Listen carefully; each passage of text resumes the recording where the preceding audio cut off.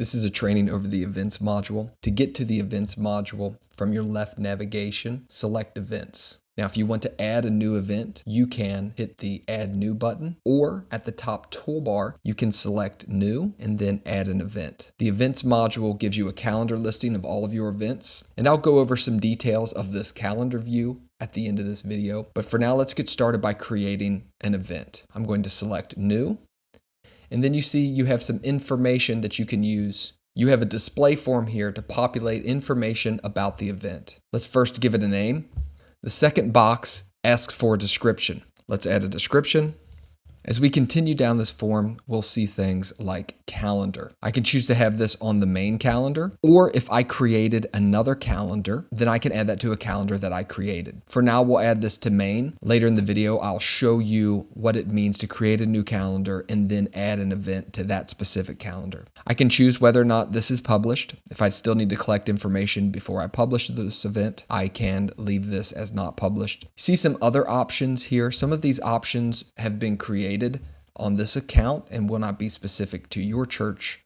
However, if you have additional information that you want to collect as it relates to an event, you have this Add New Custom Field button located here at the bottom of this input form. If we select this, we have different types of form fields that we can use to collect information. Just select this drop-down button and then choose from the list based upon the type of information you want to collect. For now, we'll cancel. Let's scroll up to the top. You see some other headings here.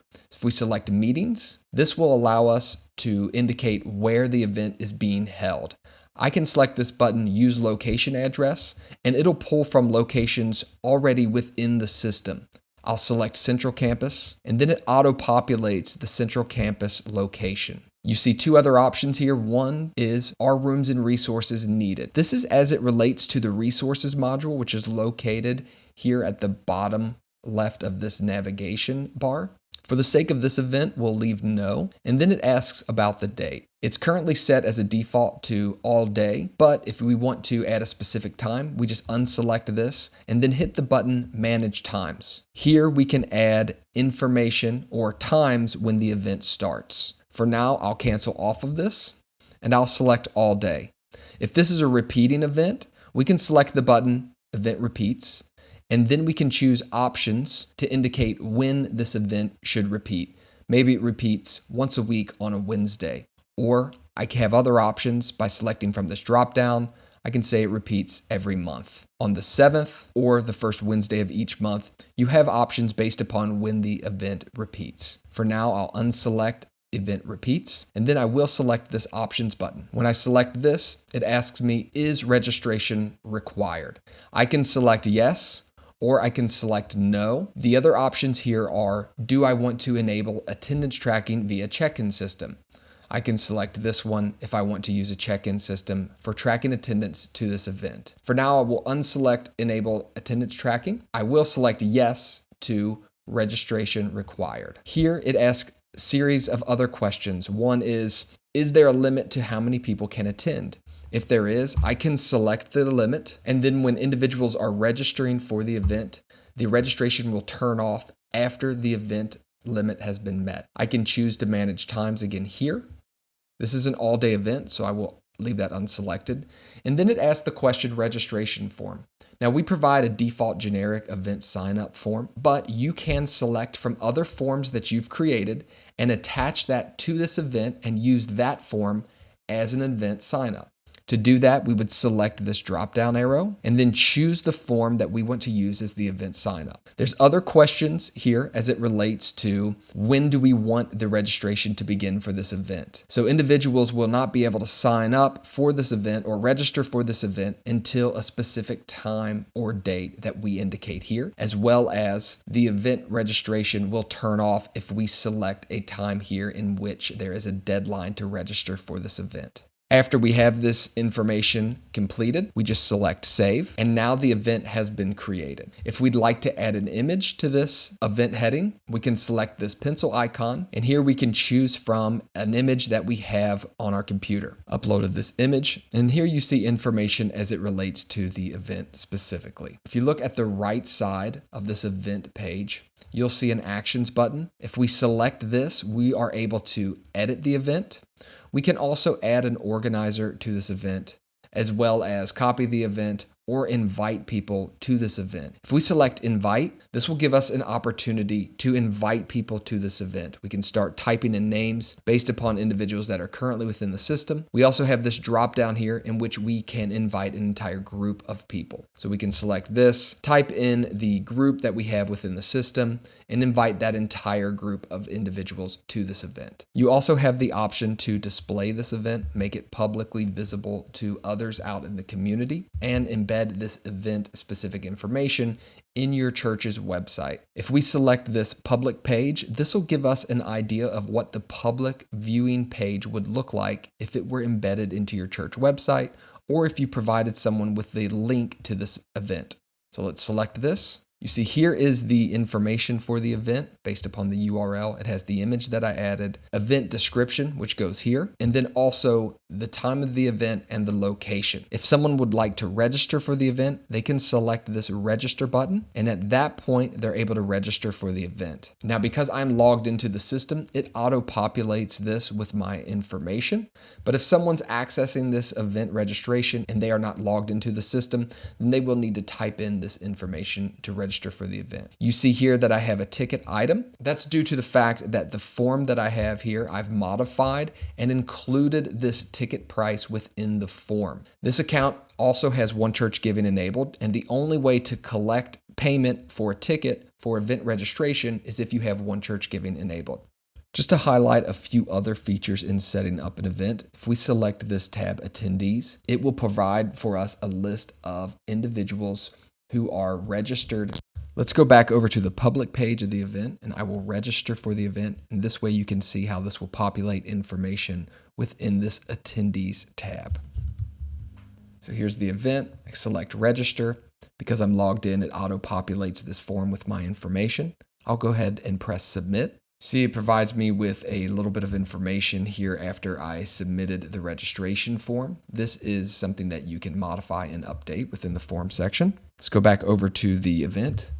Now, if we select the Attendees button, you'll see that I have registered for the event, and this provides my information for anyone who has access to the system to see individuals who have already registered for the event.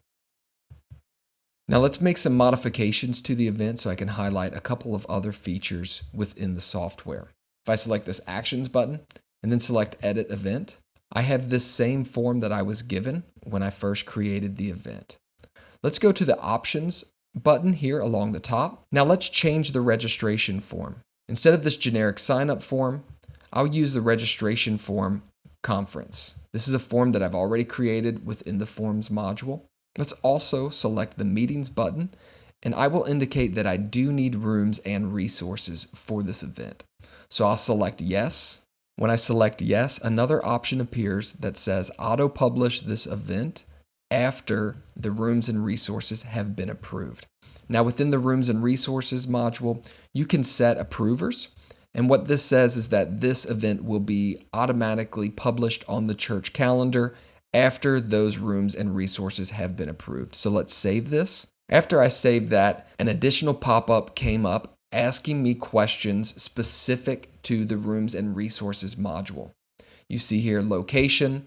I need to select the location of the event because there are different rooms and resources based upon the location. Now that I've selected Central, it gives me a list of all the rooms that I can choose from based upon the Central campus. So I'll select this room here. It gives me an image of the room, allows me to provide some additional notes, and then I can select Done. After I've selected all the rooms, or by hitting the Items button, selecting all the items that I need, select 10, add them to the room. then I can submit this request. Keep in mind that the details of the rooms and resources are developed within the resource module, which we'll cover in another tutorial.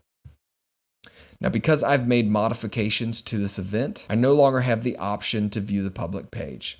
That's because the status is currently not published, and that's because I'm waiting on approvals for the rooms and resources that I've added. Now let's go back out into the main events module, and I'll highlight some information as it relates here to the calendar. Now, if you see here at the top right, this reveals all of the calendars that I currently have within the system.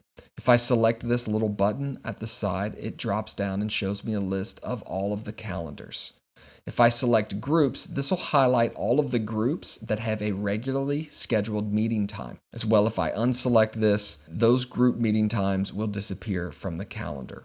You can also manage your calendars by selecting this pencil icon, and here you'll be able to decide which calendars you have and whether or not you want to make them public.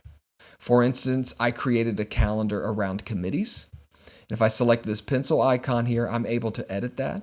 I can choose whether or not I want to make this calendar public. For now, I'll leave it as is. Let's exit off of this. And if I wanted to create an event on the committee's calendar, I can either select Add New, hit the plus button, or select the date within the calendar that I want to add the new event. And at this point, I can name the event. And if you look here, there's an option here for calendar. I can select within this box or select this drop-down button.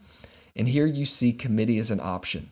Once I select this, I'm given this note that says this is an internal calendar. Only users with access to this calendar will be able to see the event. The reason that is important is because we give you the option to have those web embeds or public pages, or even to display the calendar on your church website.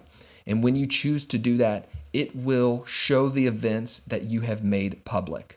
Let's exit off of here and I'll show you a little bit about that. If you hit this embed button along the top, this will provide you with a little bit of code that you can use to embed the events calendar within your church website.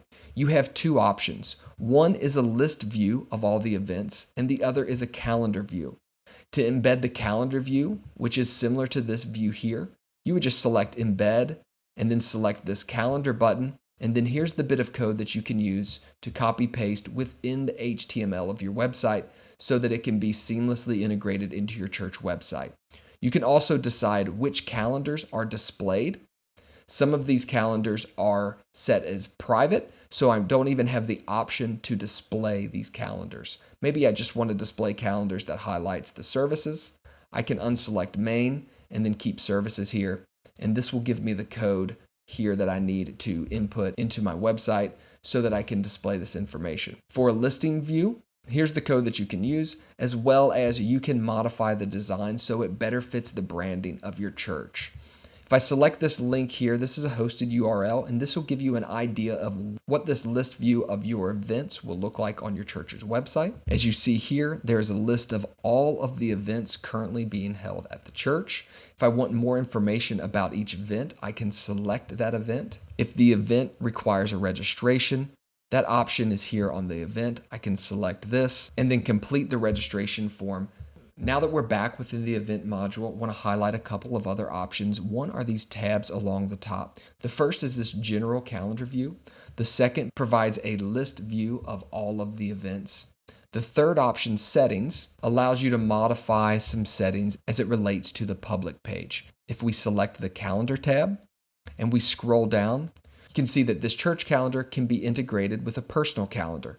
If we select this, you can see the various calendar categories and the little bit of code that you can enter into your Google Calendar or Apple Calendar to have the church calendar automatically shared with your personal calendar. Let's select close. Remember, if you have any questions as it relates to the events, please reach out to us via this chat widget in the bottom right. Or if you select your name and then select Help Center, you can access our Help Center to find more information specific to how you want to set up your event.